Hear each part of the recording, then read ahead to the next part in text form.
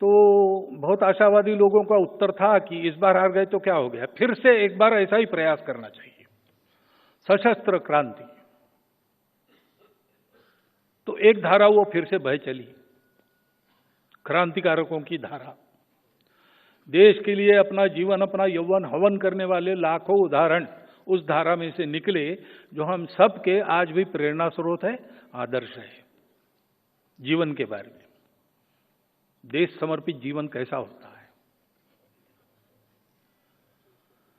परंतु उस धारा का प्रयोजन समाप्त हो गया स्वतंत्रता मिलने के बाद, और इसलिए सावरकर जी उस धारा के एक दैदीप्यमान रत्न थे। उन्होंने स्वतंत्रता के बाद पूना में अपने उस क्रांतिकारक अभियान का समापन विधिवत कर दिया, सार्वजनिक कार्यक्रम करके। तो धारा अब नहीं है, उसकी आवश्यकता भी नहीं है, परंतु देश के लिए जीने मरने के लिए प्रेरणा स्रोत वो धारा बनी है। लेकिन कुछ लोगों को लगा कि ये लड़ाई में हम कम थे इसलिए नहीं हारे हैं, हमको राजनीति का पता नहीं है, लोगों में राजनीतिक जागृति नहीं है। केवल सैनिक लड़ेंगे तो काम नहीं होता है, सामान्य व्यक्ति भी खड़ा होना चाहिए। और इसलिए हम परतंत्र है, इसका उनको भान करा देने वाला राजनीतिक उपक्रम करना चाहिए।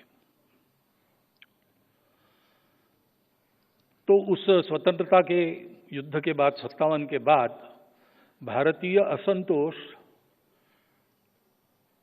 ठीक से व्यक्त हो और वो हानि न करे, इसलिए कुछ व्यवस्था हो रही थी, लेकिन इन सब लोगों ने उसको अपने वश में कर लिया और उसको स्वतंत्रता के लड़ाई का हथियार बनाया। इंडियन नेशनल कांग्रेस के नाम से वो धारा चली। उसी में से अनेक प्रकार के राजनीतिक प्रवाह निकलकर आज हम देखते हैं इतने सारे राजनीतिक दल अपने देश में है। स्वतंत्रता के पहले स्वतंत्रता के लिए लोगों की राजनीतिक जागृति, ये लक्ष्य उनका था और वो अच्छी तरह से हो गई। सामान्य व्यक्ति भी, चरखा तो अपने देश का परंपरागत है, वो नई बात नहीं थी, लेकिन देश के लिए चरखा चलाना, ये बात सिखाई उस राजनीतिक आंदोलन ने। देश के लिए जीना मरना, हर काम में देश का विचार करना, ये वातावरण सारे देश में हो गया। फलस्वरूप स्वतंत्रता मिली। सशस्त्र संघर्ष भी चल रहा था, उनका भी बड़ा योगदान था। कुछ दुनिया की परिस्थिति भी थी। स्वतंत्रता प्राप्त होने के बाद उस धारा को जिस प्रकार जैसे प्रबोधन करना चाहिए उस प्रकार होता तो आज का दृश्य का कुछ अलग होता, लेकिन वैसा हुआ नहीं, ये हम सब लोग देख रहे हैं।